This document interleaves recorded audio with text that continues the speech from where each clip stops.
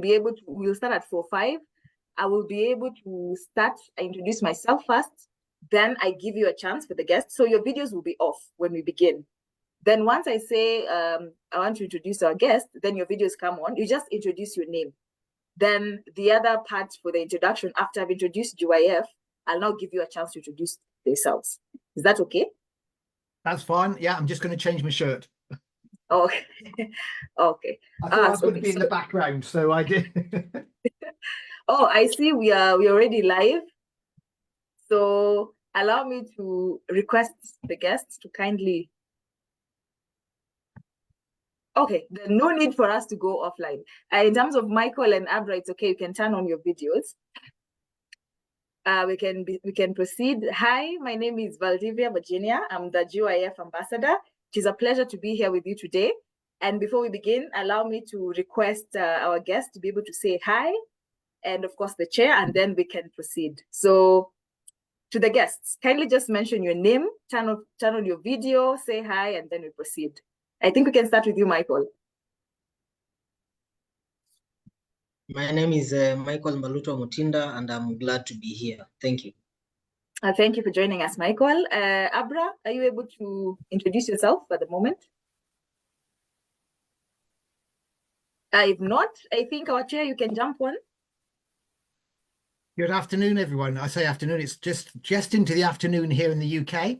I'm chair of Global Youth Forum, and therefore absolutely believe in our goals and our values and what it is we're trying to achieve, and work with the rest of the board and the executive teams to ensure that we remain focused and deliver what we've said we'll deliver. Thank you so much, Chair. Abra, kindly unmute.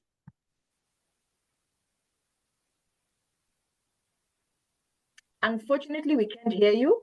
So if you can be able to remove the earphones, maybe we can get you better.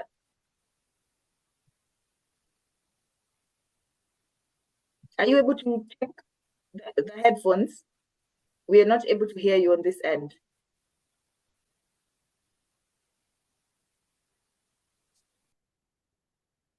You can unmute. Okay, he's requested for a few more minutes as he gets to sort that out. So welcome to GYF, to all those who are joining us online. Thank you for our session. Once again, we are able to host our end month session. We usually host one session per month in our Ordinary Voices studios, and it is a pleasure to have you today. So allow me to introduce GYF as an organization. Our mission is to be able to impact the lives of young people through life skills coaching, mentorship, and sports program. And with the necessary skills, we believe that the young people in Kenya can be able to secure a job for themselves or create an enabling environment for them to have, to create income generating activities for them to improve their lives and eradicate poverty. And of course, our vision is to be a leading youth NGO in Africa, supporting young people in co-creating a better future for themselves. And at GYF, we have different programs, and how we are able to achieve this. First of all, we have Sports for SDGs, whereby GYF provides an inclusive global sporting platform to enable like-minded individuals, especially higher learning institutions, to be able to participate in sports activities using the 17 SDG goals. And the idea behind this is to be able to address each of the United Nations SDGs, that's the Sustainable Development Goals, and using each of these sports, we use them as a tool to be able to mobilize resources to implement the project. And in addition to that, we did have our Football for Peace tournament this year, where we involve 17 teams for both genders, that is male and female, from the tertiary learning institutions to be able to compete. And the idea, of course, is to promote the message on SDGs and try to engage the youth to come up with solutions to eradicate poverty in Kenya. We also have Molding for Work, which is a program whereby students from institutions are able to join a one-year program. And in this program, they have different units, and the program goes in 3 phases. And the young people are able to learn different skills, and they're able to also afterwards be able to participate in internships or apprenticeships volunteering, attachment opportunities, and also this could be part of the opportunities of volunteering could also be part of GYF activities. That is, after you're done with the Molding for Work program, you can be able to volunteer at GYF. And then, of course, last but not least, we have Ordinary Voices, which is today's session. And this Ordinary Voices Studios is a platform where we provide a safe and inclusive space for every Kenyan, everyday Kenyan, and of course now engaging worldwide, because we do have some international guests, to be able to speak or discuss issues affecting them, their communities, propose solutions that can be able to mitigate some of these problems, and of course mobilize like-minded individuals to implement these solutions. So I think that is, oh, and then there's one more before I forget. There's Archery for the Goals, whereby we use archery activities and sessions to provide practical goal-setting skills for the young people. So until there, allow me now to bring in the guests once again to just introduce what they do and to tell me what is their favorite SDG. So for our guest today, thank you again for participating in this session. It is a pleasure to have you. And before we begin the session officially, I'd like to engage both of you to tell me who you are, what you do, what is your favorite SDG, and what change would you like to see in the world. I don't know if Abra, you can be able to hear me, because at the beginning you're not. Kindly confirm.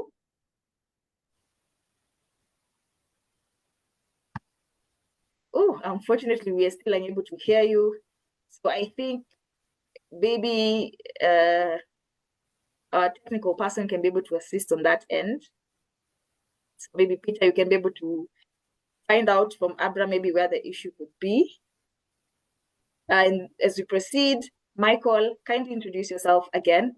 No need to introduce your name. You can tell me what you do, what is your favorite SDG goal, and what change you want to see in the world.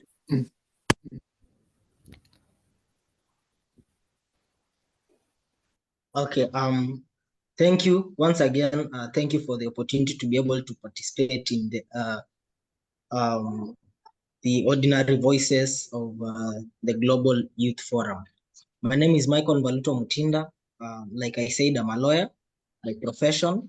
I'm also a certified professional mediator. That means that I encourage the use of alternative means to justice resolution mechanisms. My favorite SDG is SDG 16 on promotion of peace and access to justice. And perhaps this is because this is my area, or it relates to what I practice on a daily basis. That's why I think I'm able to relate to SDG 16 far much better as compared to other other SDGs. SDG 16 seeks to promote peaceful and inclusive societies for sustainable development and provide access to justice for all and build effective, accountable, and inclusive institutions at all levels. I would like to see a world where we can all be included, especially as it relates to, for example, issues to do with climate change, where we talk about intergenerational equity, whereby the adults, or rather the adults have to involve the children and the youth in the present day decision-making processes, because at the end of the day, the world tomorrow is where the children and the youth will be living in. And so I fully and want to relate with SDG 16, although I also do recognize other SDGs. And like I said, the main thing is that SDG 16 interlinks with all other SDGs, because once we are able to create an enabling environment through accountable institutions, then we can be able to appreciate all other SDGs. Thank you. Okay, thank you so much, Baluto. I think, Chair, I can jump to you. Yeah, Michael, thank you. I totally agree so much with you on that. It's wonderful. Yeah, thank you for joining us. maybe just a brief introduction on your end also. Tell us who you Okay. are. Well, I've already Yes. said who I am and Yes. what I do currently What do you do? for Global Youth Forum. Yes. I won't say so much what I do now because I'm sort of semi-retired. But I spent 35 years working for HP, Hewlett Packard, as a senior business consultant, and they used to, pay me to fly around the world and dive in not very nice places. I always say, because I'm a scuba diver, as I used to tack little days on to the end or partway through events. But I used to travel the world and speak for defence and homeland security from Hewlett Packard's perspective. After retirement, my wife and I went on a couple cruises and did all the kind of things you do. And then I got very bored and joined a business breakfast club, whereby I very quickly managed to start a number of businesses, looking at varying different things. So that's I currently run two businesses, and I'm just about to get rid of one and start a third. So as that comes up, because although I've spent some 65 years circling the sun and have had some awesome times, I'm still got plenty of energy to do things with. So Global Youth Forum actually has a lot of call of my time, and I'm delighted to be able to give that, and actually to see the achievements and strides we're now making. And my favourite SDG is number one, no poverty. Because I believe that actually, if we manage to achieve that one, all the other goals actually fall into place and are achievable anyway, automatically, because we have that one. And that's not the key focus of people's minds, is I need to feed myself and my children, or I must get something to eat to survive. Once that's taken away, people will focus on other things. And therefore, if we can get no poverty, that's the real one for me. The one change I'd like to say, one change? Oh, you don't know, ask some hard questions. Just one out of the many. Equality and inclusivity for all. That we are all recognized, every single one of us, for the huge value we bring to each other as we hurtle through space on this small rock. The real value that everyone brings is immense. No matter what we do, what we've done historically or whatever, it is about now. And to follow on from that, really, I would say the young people aren't the leaders of tomorrow. They actually they are the leaders of today. It was yesterday that they were growing up. They're the leaders today. And that's why someone of my ilk tends to support this and is so encouraging, because it is together in partnership, as Margaret rightly says, in partnership, that we can really, really achieve stuff. Thank you for that. Thank you for both, of course, Michael and the chair. I don't know, Abra, if you're able to get us. Maybe are you able to speak? Hi. Yes. Hi. Finally. Hello. Welcome. Thank you for having me. Thank you for having me with you guys. I am You're Abra. welcome. I'll take a moment to introduce myself.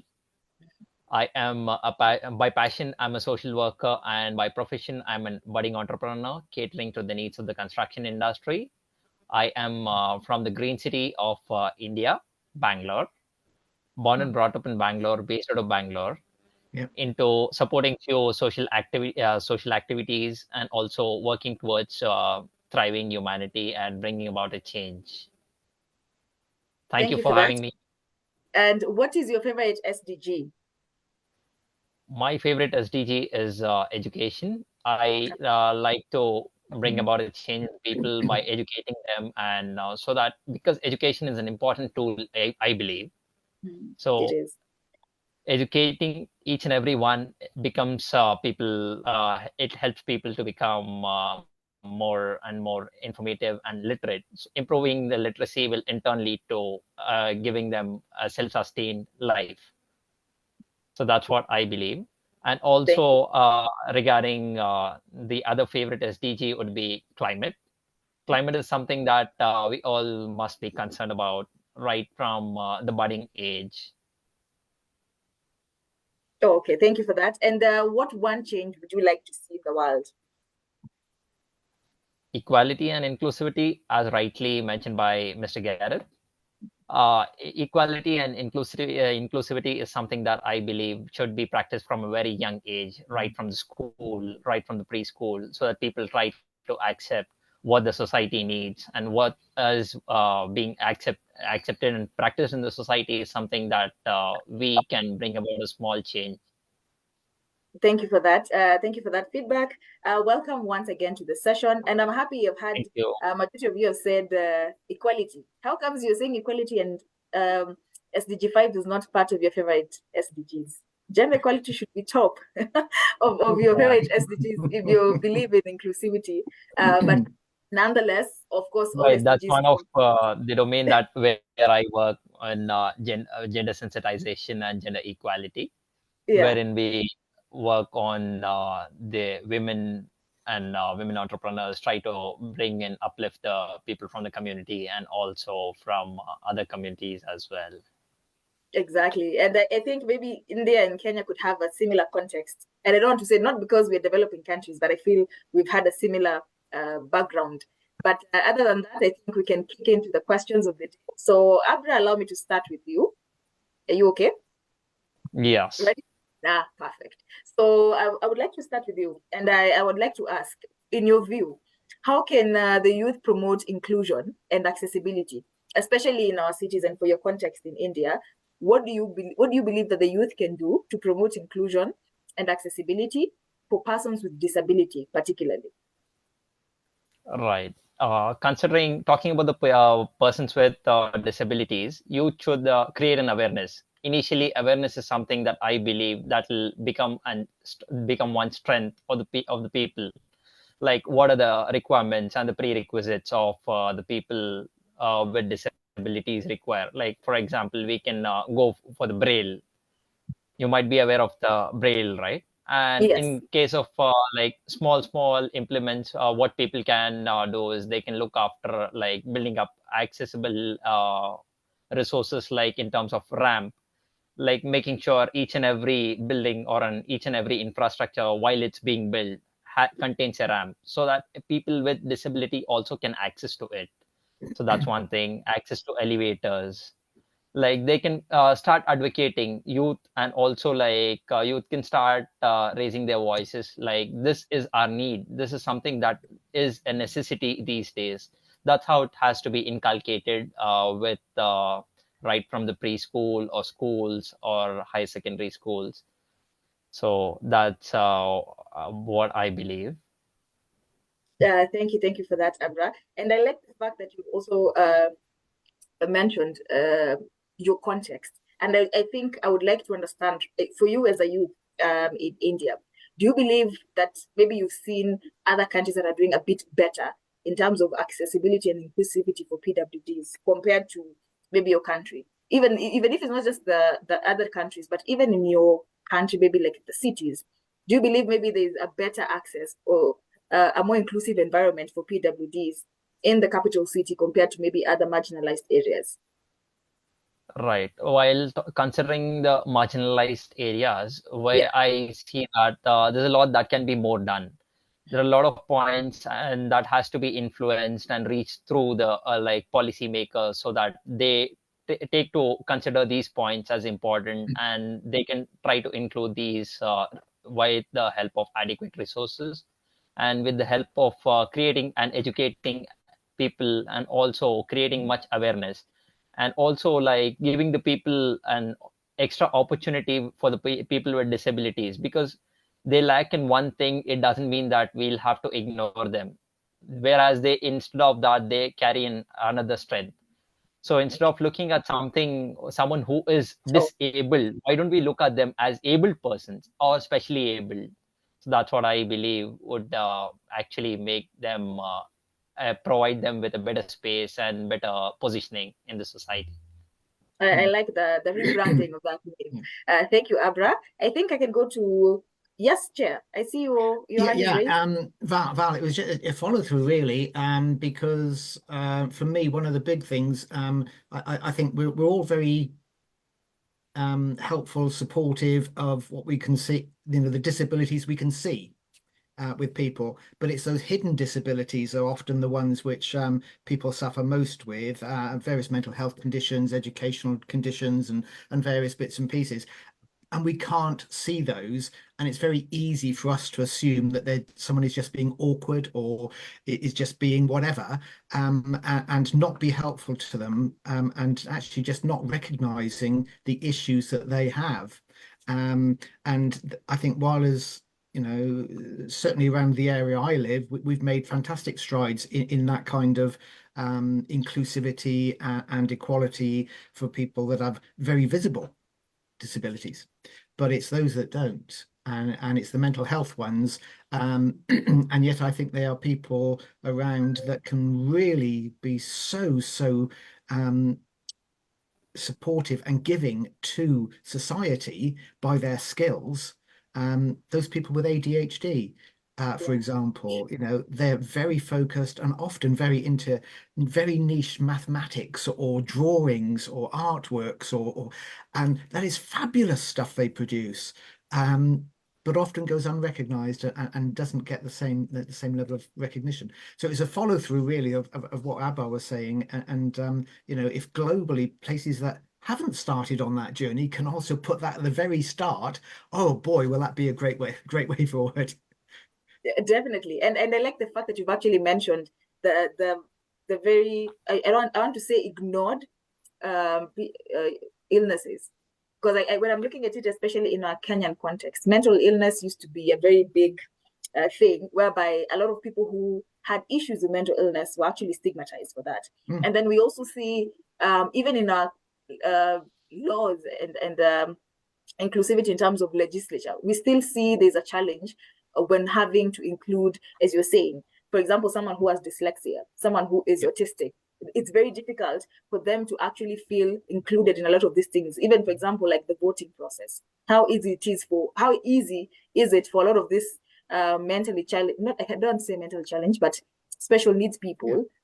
How much support do they actually get when it comes to engaging in their rights? Something like voting. How often do we have autistic people come to vote? Most of the times we don't see them. I've been an observer in the elections, and I haven't seen any in the polling stations that I've attended to. So thank you for that follow through.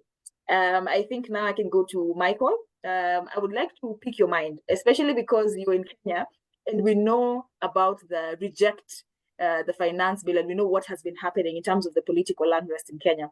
So I'd just like to ask you, considering the Gen Z's growing influence on Kenyan politics, do you believe that youth-led efforts, such as maybe mediation or dialogue, can actually persuade the government to take more inclusive and deliberate actions towards building more sustainable cities and communities for us, especially for us as Kenyans? Do you believe us negotiating with power is actually going to get us somewhere?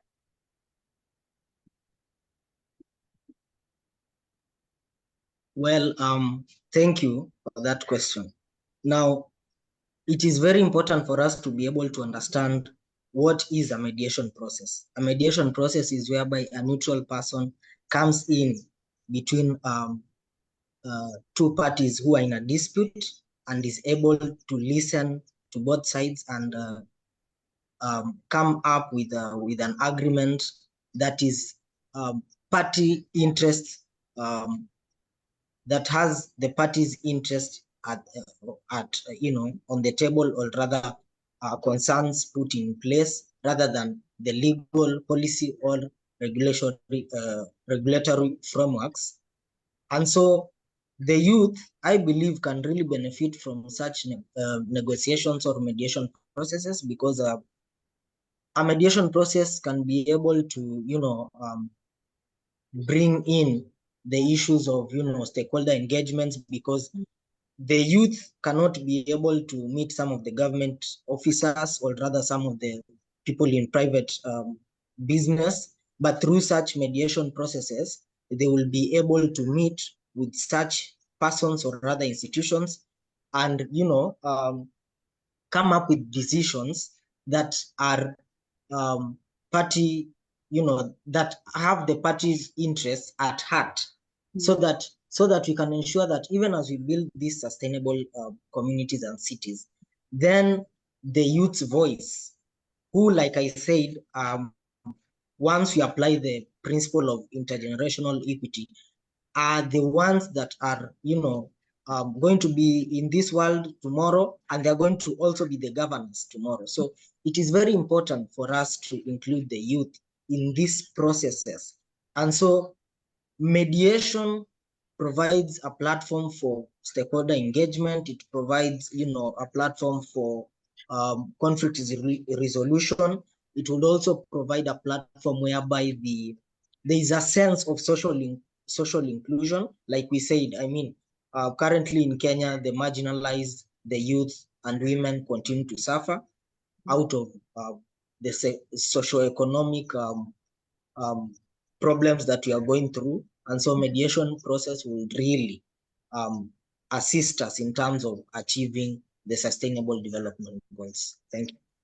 And thank you so much for that, Michael. And just to pick your mind, looking at the fact that the president suspended his whole cabinet and then brought back a new cabinet, but then looking at the fact that there was some, based on what the young people were expecting, we had fought for a more professional cabinet secretary.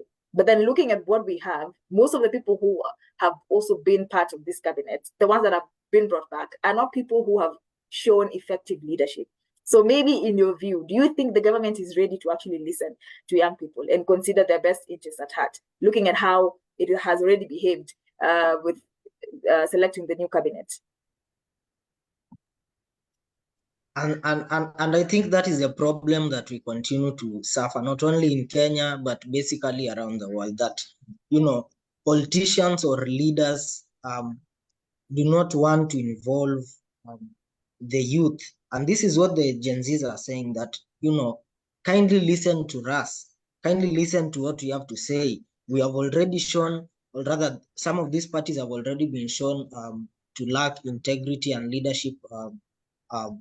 And so it's not basically a Kenyan problem only, but a problem in the world. And so, whereas we are not yet at where we should be, I think the Gen Z revolution, or rather, if I may call it so, really provided a platform where we can begin having this negotiation. As you have seen, they are meeting, I think, on daily basis on the X platform. I think where they raise their issues, but not only raise, but also be able to act on them. Personally, I've been advocating for the youth to register numerously as voters so that they can make these changes that they want come in 2027. Thank you. Well, thank you so much. Michael makes some wonderful points there, and I agree, because globally we still have this whole issue, and he who shouts loudest gets heard, and that's not the right. But there are ways to shout, I think, and if you can go through the right process and still shout, then you are heard in the correct way. And learning to vote is one thing, and certainly part of it. But gathering in political groups to actually, not in violent groups, but in political groups, to actually drive an agenda can have a huge impact on any government.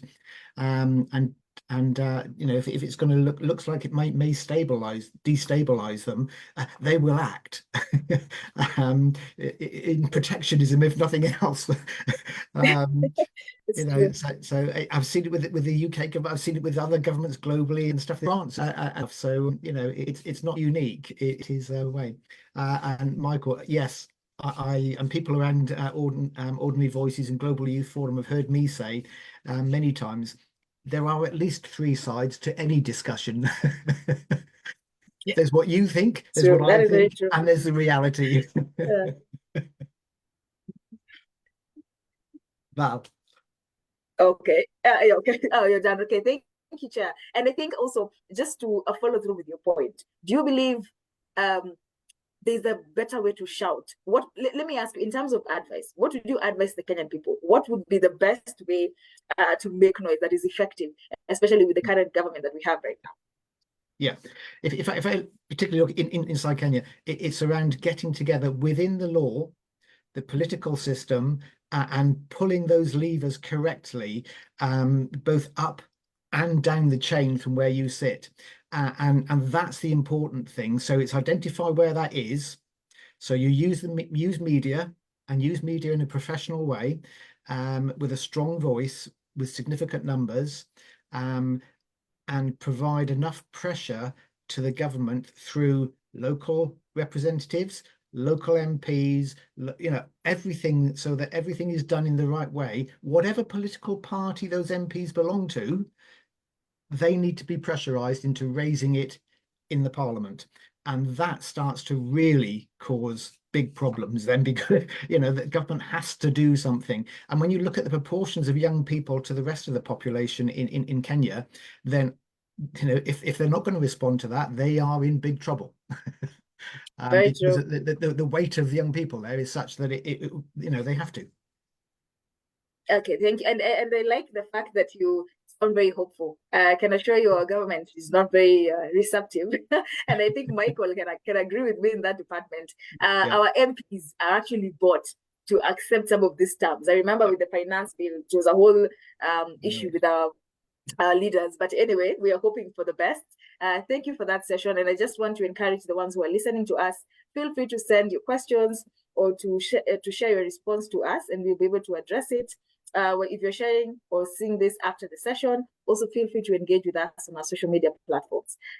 Proceeding well, I think, Abra, I would like to engage you once again, and I'd like to understand from you, what are two unique challenges that the youth face when advancing for inclusion, especially when it comes to their rights or maybe some of their freedoms? What do you believe are two unique challenges that the youth face when advocating for inclusion? And what solutions would you propose to those problems? One is the social stigma which the people face these days. Prejudice and discrimination create an additional barrier between the people, youth who are trying to communicate. And that is something, the social stigma has to be brought out of the society, and then they should start including people. And then lack of communication is another one thing that I believe. Like people with special needs to be communicated. They need someone who can effectively listen to them, because they have a lot to speak out, whereas the younger generations don't have that much of patience to give them a listening ear, to actually sit with them for a longer time, try to understand what is that they want to put it out to someone who can patiently and effectively listen to them. Okay, thank you. And So I think that is something which we will have to. sorry, did I cut you off? Are Yes. you okay? So are you okay? Are you done? Yeah. Okay, Yeah. okay. I'm good. Yeah, I was just saying, I'm interested in your point. You've mentioned something about communication, and I think I've also had the chair speak about communication.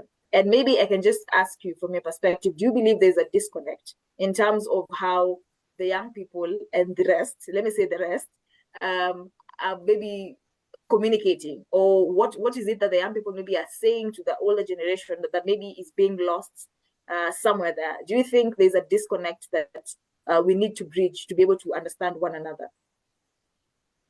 Yes, there's a slight gap that has to be bridged between like the communication. Communication is something which effectively, when done, helps people to overcome difficulties or challenges or limitations. It be it anything, like they can either communicate with the ones whom they feel comfortable, so that they try to propose a solution, or they try to get out of grief. Okay, thank you for that. And Michael, to also pick your mind on the topic of discussion, how would you advise the youth of today to navigate some of the political obstacles? For example, the way we are seeing the government oppression, people are being abducted and things like that. There's a lot of murder, especially femicide, that is happening. So what would you advise the youth to be able to do to navigate some of these obstacles? You can give us maybe two reasons or maybe 2 pointers. Okay, thank you. One of the main ways that the youth can be able to, overcome, or rather ensure that the changes that they want are conducted in a sustainable manner, is by creating awareness.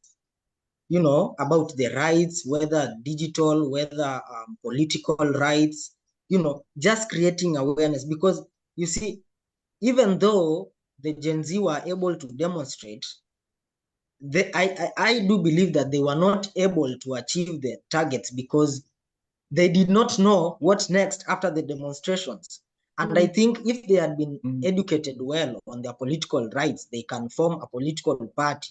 They can, you know, be able to prepare so that they can choose their representatives in a manner that, because currently, even though people are demonstrated, I believe that most of the youths will still be bought come 2027. You know, I mean, look at the economic crisis that we are currently in. So creating awareness is one of the main things that we can be able to do. Another thing is strategic advocacy.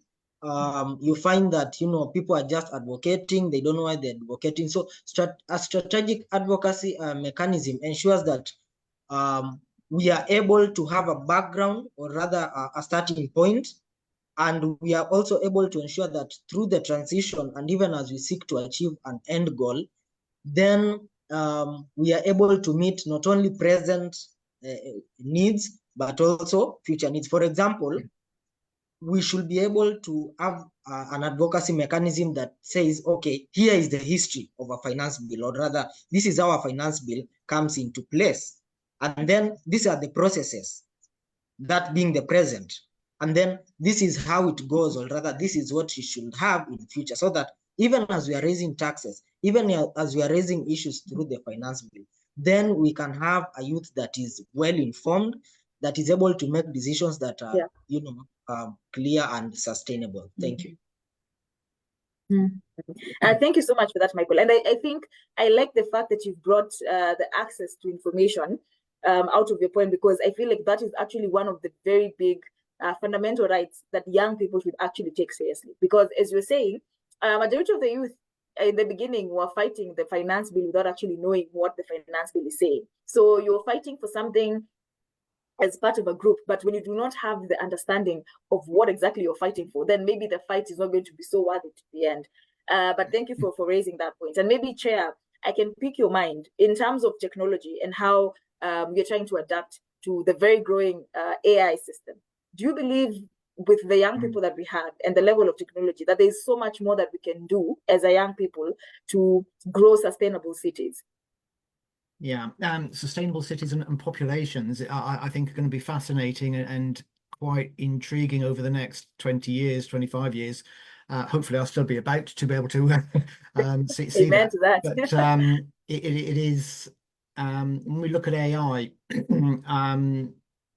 I remember the days before we had methodologies in building software and all this kind of stuff. And then, you know, all the methodologies arrived, and we got and there's a huge business set up behind these methodologies now. And people make all sorts of money out of training, out of the booklets there's a huge economy around, and it's in billions and billions of dollars. And that's just one small piece. I can now ask an AI to write some code, and it does it. Yeah. I can then say, tweak the code to do so and so, and it does it. And it's absolutely spot on, and it works well. That would have taken a small group of people a huge amount of time. Now, that's a shift, not quite overnight, but within a matter of months that we've seen. That how do we cope with that in that time frame? Now, the changeability and adaptability of youth is tremendous. And I think they will find a way through that. And there'll be something else to make the money on, and it will come to the fore. However, what happens in the meantime and the sustainability of it, because things do need to move. We have to move forward. I think the European Union is the first group that have put together any controls and laws around AI. And the rest of the world hasn't yet. And I think they're watching closely to see what happens with the EU as to the validity of it all. But if I think of my time back in HP, the number of trips that I had down to Bangalore, around various software bits and pieces and stuff, and things we had going on, and some of the data centers we have there, it was huge, tremendous business. But when it all moved to India to start with, that was a big step, and it was, great concerns about everyone losing their job in the UK, in the US, and no one did lose their job, as it turned out, and I'm sure that won't happen this time round either. We created extra jobs, and I'm sure AI will create jobs as well. However, so you asked me about the challenge. I think the challenge is communication, as it always is with change, and it's managing that communication. I always liken it to a train journey. There will be some people that will jump on at the first train station and go all the way with us to wherever that endpoint is, and there'll be some people that won't jump on until a later station. And there'll be other people that decide they're not going to get on the train at all, and they will they will march off. And we will manage the whole of that. The AI sector and technology is with us now. Hey, we make great use of it within Global Youth Forum. If it wasn't, we wouldn't exist in the way we do. But challenges that face the youth, I'd say. Communication, we've talked about that already, and I'm not going to say any more than that. I think, but both Abra and Michael were spot on. I fully endorse that. Patience. Change takes time. It will not happen overnight. And young people, I know when I was one, why can't it be done now? Well, very, very hard to change a culture. It takes a little longer. It definitely takes time. Yeah, there are things now that I look back and I think, gosh, 30 years ago we wanted to achieve that. It's only now that they're starting to come real. Very, So very true. patience. Very, very When you're trying to change a culture, a whole environment, it does take time. And I think maybe, Chair, allow me to be biased and say you have had better. You've had better training when it comes to patience, because majority of us, we've been brought up in an environment where everything is quick. Everything, like even in the world we live now, as you're saying, there's so much that is easily accessible. So sometimes it becomes very difficult for young people because we're so used to instant gratification that now when you tell us to wait longer, we're wondering, why do we need to wait? The time is now, we live fast and by the day. So I think, of course, as you're saying, that we need to understand that actually change takes time. And of course, there is also the difference in terms of how we communicate. And we need to come up maybe with better ways. And as Michael has already mentioned it, there are better ways in which we can communicate to ensure that there's that intergenerational equity. Once again, I think, Abra, had you raised your hand? There's a point. Oh, you okay? I thought I saw your hand raised. No, I'm good. Oh, okay.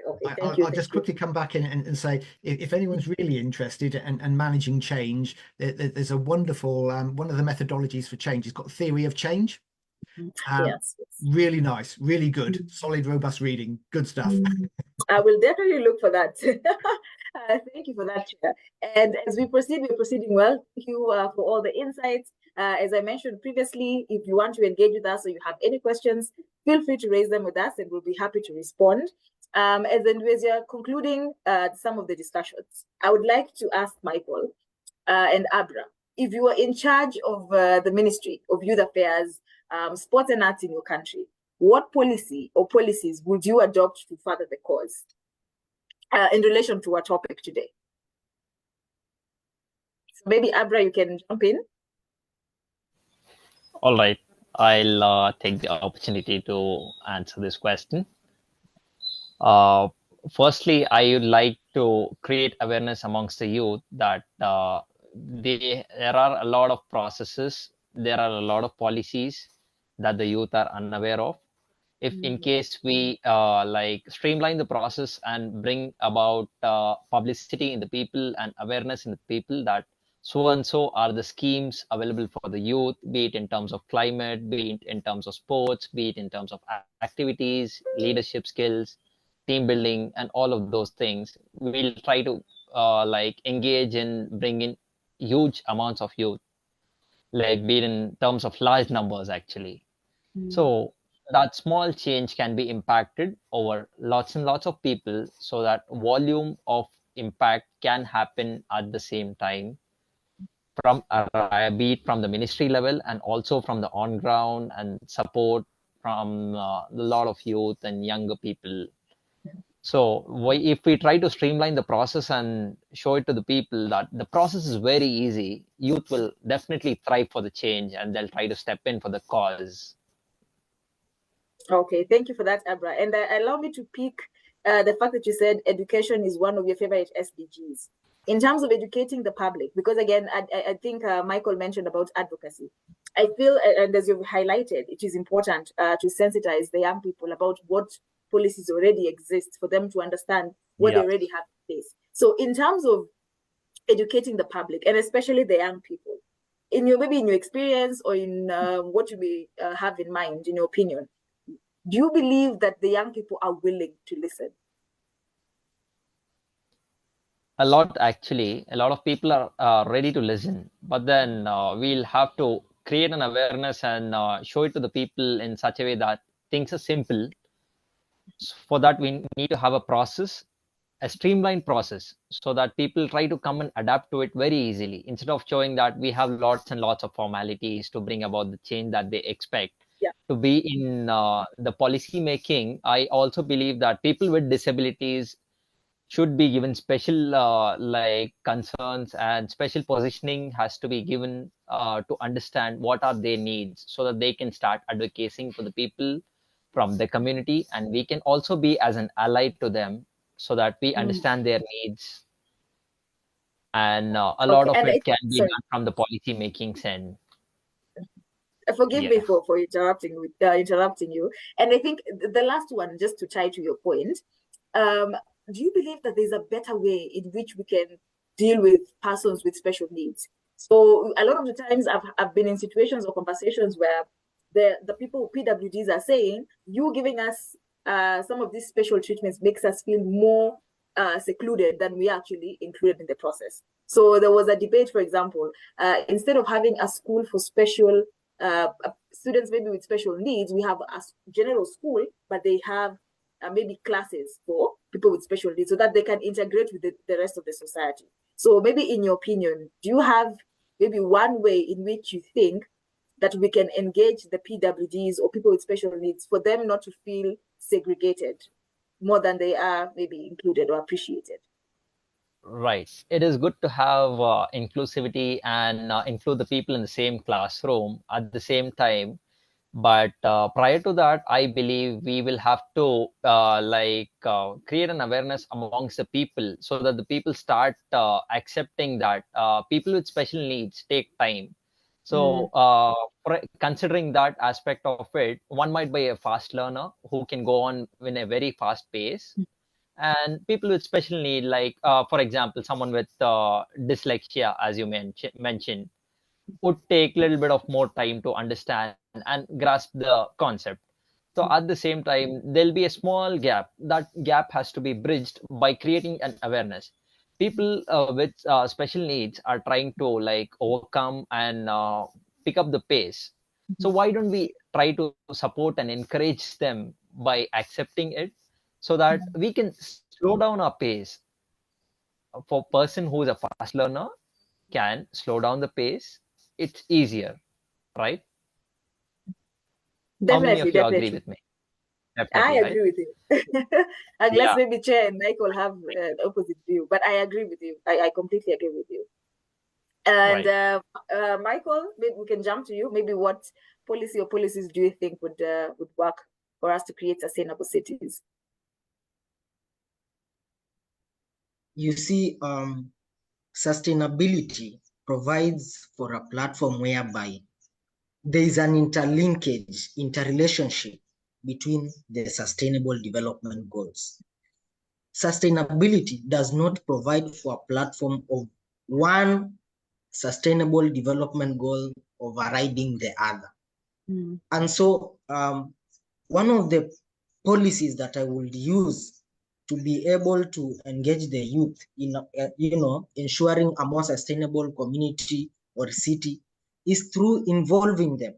Like I said, this is the world that they are going to be living in tomorrow. So you need to involve them at all costs in the present day decision-making processes, so that then the decisions they make, they can be aware that the decisions they make do not only impact the present, but also the future, which they will be living in. And so, for example, if I were to, consider changes in, for example, a city, I will involve the youth who are disabled, for me to hear their, what they have to say, those in the culture and heritage, because essentially, even if we are going to have a sustainable city or community, it doesn't mean that we do away with the cultures of that place. We need to consider the cultural heritage, so that even as we are planting trees, do we do away with that cultural heritage site that is there? You see, on one end, we are promoting climate change, but on the other, we also have to consider the, cultural heritage and all these other sustainable development goals. So the only way we can be able to achieve is through a more sustainable city or community, is through involving everybody, and more so the children and the youth, who will not only live in the world tomorrow, but also are there presently. It shocked me that at the United Nations level, that children are involved in the budget process. There's a in terms of the children's rights, I was going through that, and one of the resolutions that was passed was that children, who are representatives of the certain or rather specific nations, are involved in the budget, processes. And at the United Nations level, we are talking about, billions of money and millions of money, and yet the children are involved in the budget process, process making, and execution processes. So if we can involve the children at multidisciplinary and multicultural institutions such as the United Nations, then why can't we involve them in a city, let's say like Kilifi, in a town like Nairobi, that even as the governor there is passing resolutions and decisions, that they are able to ensure that these decisions consider everyone's input, and more so the children and the youth, because it's, in any other words, it will be their world tomorrow. So thank you. Thank you so much, Michael. I think you've broken it down quite well. I don't know if Chair has something to say, but before I give Chair maybe a chance, I'd just like to mention a few pointers, a few things that I've had from Michael's perspective. And I think I like the fact that you're also a lawyer. So you do know that sometimes when we do, there's a need for public participation when it comes to some of these things. For example, the County Integrated Development Plan, something that involves the county itself in terms of the town or the city. And most of these public participation forums that I have had maybe the privilege of attending, I have not seen very many young people. And in fact, the people that I've seen there are the same, almost the same people that keep coming for the same public participation forums. And so you see, the mindset is still going to be retained. We're still going to have the same mindset.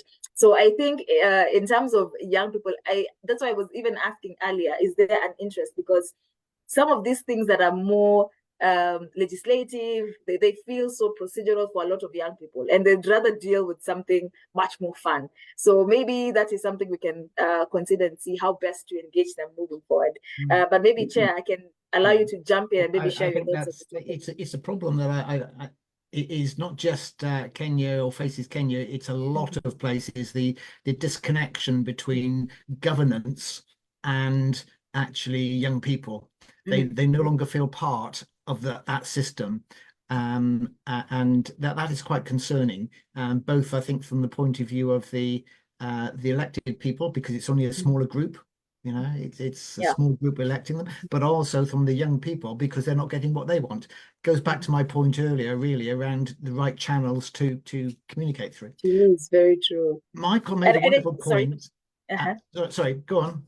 No, it's okay. I'm the one who interrupted you. Feel free to finish. You know, Michael made a very valid point, and I'd already written down, wouldn't it be great if governance of a country were part of a global education system? Because that would also include running the school, is what I wrote. They would very quickly see the impact of a decision on another department or finances. And that really, I think, is something that one of the business tools I use with young people is for a number of weeks. We talk about running a business and how you do that and various things. And then I actually give them a business to run. And that's a small stall that's producing some lemonade or a drink of some kind. And they have to look at marketing. They have to look at all these different bits that make up a business.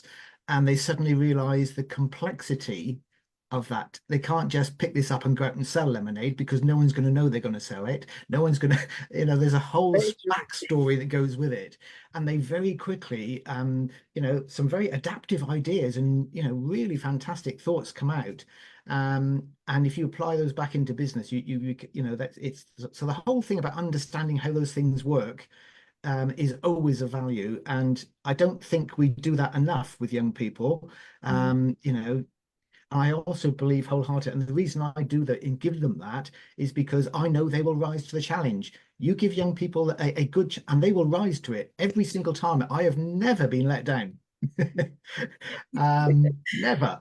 I hope I'm not on the next time now. Yeah, we're hoping for the best. And when it comes to the other thing for inclusion and equality around education, I would say we all have disabilities of one kind or another. You know, I didn't used to wear these things. I can't, you know, I've suddenly lost the screen now. We all have disabilities, and some young people will wear glasses, some young people will be hard of hearing, some young people will have ADHD, we all have those disabilities of one kind or another in the education system. Why can't they be in one school? Because society will learn to accept each other much sooner, much earlier, and we won't have the divisions that occur. Come on, people, do it. I completely agree with you. Thank you for that insight. And I think also there's a point, I've seen Michael is back. There's a point you mentioned about the cultural norms and maybe the culture and heritage. I wanted to tie something on cultural norms, and I love the fact that you mentioned that children are participating in some of this, maybe what we would consider a high level platform, and especially in our Kenyan context. I don't know if Abra can relate maybe from their end and maybe the chair. In terms of the young people, for us in our Kenyan environment, children are probably the least respected people. And most of the times their insight is really not considered. So you find that even in places where we would want to engage them from a very young age, but the society, maybe for example, the school system, the home system, we don't see the point of engaging them in adult conversations. So most of the times you find that we really disregard their input in that. So maybe I think also, Michael, as you mentioned, maybe there's a better way in how we can change our culture so that we can be able to have a lot of these young kids actually participating in some discussions so that by the time they're young adults, they are able to actually influence change. Because as you've mentioned, the UN has actually very good platforms for young people to engage, even in terms of what should there is this thing they call the Model United Nations, where you find young kids, even in high school levels, are able to participate and learn how to engage at such a global platform. So I think there's a need to change how we look at the input of these very young kids, especially the children. Of course, by young children, we wouldn't expect an 8-year-old to really do much there, but maybe from the age of 13 and above, I feel that there's a need for us to also have them on board.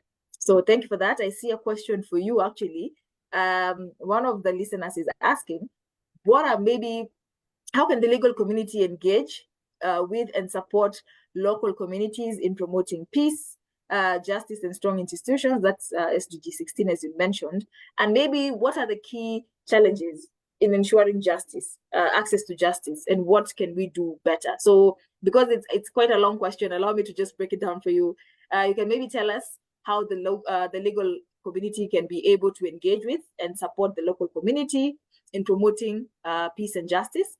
And then maybe what is one challenge that you feel prevents access to justice for a lot of these young people that we can address in our Kenyan legal context?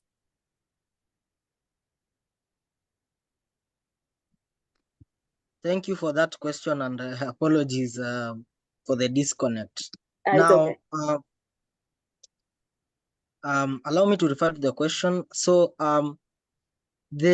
when we talk about the legal community engaging with the local community, I want people to go down to the level of, a village or a school that is nearby. Basically, the local environment that one resides or, resides basically. So how can one ensure that from that place of residence that they can then ensure that the community around them is more aware of about these laws and policies and regulations? One of the main ways that one can be able to do so is by providing legal aid. For example, if you have neighbors, if you have people in the community who have legal challenges, perhaps they want to understand certain policies or regulations, you can be able to do that, at a free level, because I believe that when these people are more informed, then it will also be good for business on the lawyer's part. You see, most lawyers don't want to give advice on the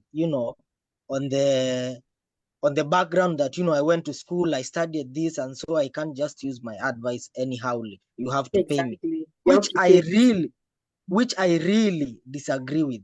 Once these people are able to know that certain processes need advocates and lawyers, then the more they will be able to engage with the advocates and the lawyers. Secondly, and why one of the challenges that we are really experiencing, and you see we have not been able to achieve, access to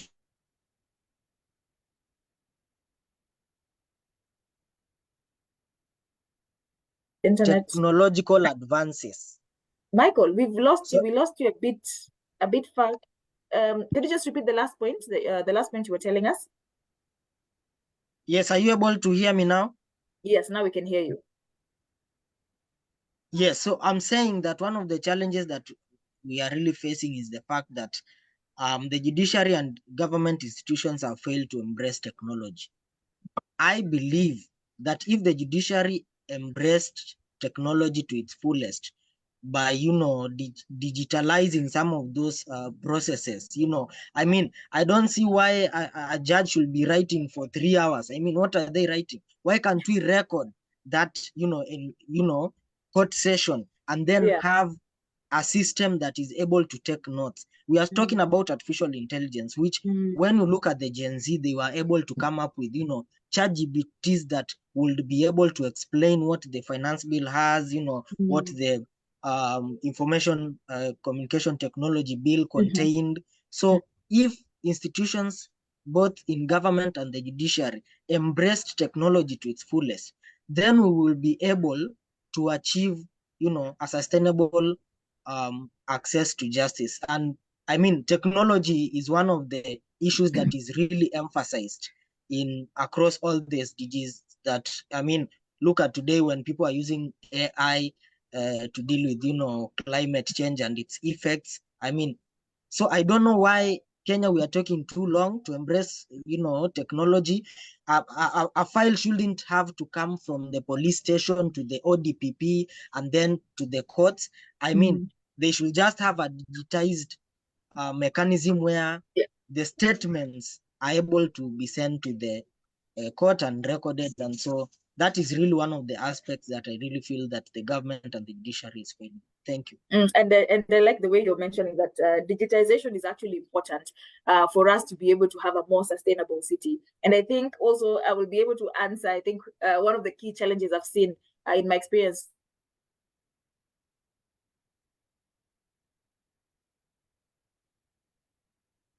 about the fact that about the rights of these people, because sometimes you find someone and you tell them, why not pursue a legal action, and they'll tell you, I did not know that this is something that I can be able to do, or it's something I can be able to get access to justice for. So maybe there's a need. The good book says people perish due to lack of knowledge. So maybe there's a need for us to ensure that a lot of these young people are able to access knowledge to be able to do better. And I see Abra was also saying that the youth can bring fresh perspectives to the table, whereby they get to question some of the societal norms. To our guests, thank you so much for that. And this last part, in 1 minute, I want to kindly request that you give your call to action. What would you give as your call to action to the young people? And I'd be able to give a minute each. That is also inclusive of the chair. So I'll start with Abra and then Michael, and then the chair can conclude for us. So Abra, feel free to go.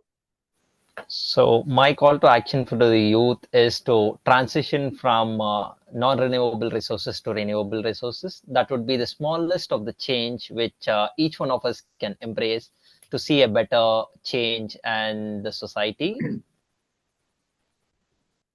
Oh, thank you for that, Abra. Michael? My call to the youth is that, let us get involved, let us be aware, let us strategize even in our advocacy mechanisms, so that we can ensure that the decisions that are made include not only us, but children, because at the end of the day, the present day decisions are really impacting us. For example, if we look at Africa, look at the past decisions of, government taking IMF loans. It's really affecting the present. So this has really proved that if we do away with intergenerational equity, then we cannot be able to have a sustainable environment. I thank you. Thank you for that, Michael. And Chair? Yes, thanks, Val. These things are always fascinating, aren't they? As soon as you say something, you think, I should have changed the way I did that, said that, whatever. So here we go. For me, it goes like this. We're all together on this small rock hurtling through space, and we all impact each other. Anything we do, and we now know, will have an impact on the rest of us. So be aware of the impact of your actions. Think, plan, execute on that plan, but be prepared to change the plan. I have never minded changing any plan in all the times that I've been running some very large programs and projects, some multi-billion-dollar in HP, that change the plan. It doesn't matter in the big scheme of things. Let's get it right for everyone. That's the important thing. So not focusing anywhere particular, but it's, think. So that's strategy, plan, and execute, and be prepared to change that plan. Thank you so much for that. Definitely, I agree. It's a team effort. And as we say at GYF, together we are strong. So I completely agree with your statement. And I think mine is to just say thank you, a very, very big thank you to our guests, Abra and Michael. Thank you so much for making the time and attending the session. To our chair, thank you for joining us. We've had an excellent time having you engaging on the topic as well. To our listeners, thank you. And to, of course, my team behind the scene, there's Justin, there's Peter, Mukali from the GYF team. Thank you so much again for being with us. And I think I will just conclude by saying, for those who are listening to us, kindly follow us on our social media pages at Global Youth Forum. Like, share, participate with us, engage, call us. We are very much willing and very much available to engage with the young people. And there's so much, as I mentioned earlier, there's so much at GYF that you can be able to benefit from, for us to have a poverty-free country, a poverty-free continent, and of course, hopefully, the world will join us in our feet. But for now, I want to say thank you and have a good day. Bye-bye. Bye. Thank you. Bye. For the team, perfect. Before you leave, for our guests, allow me to just ask for brief feedback, 5 minutes, just feedback in terms of how you felt, how you found the session, maybe what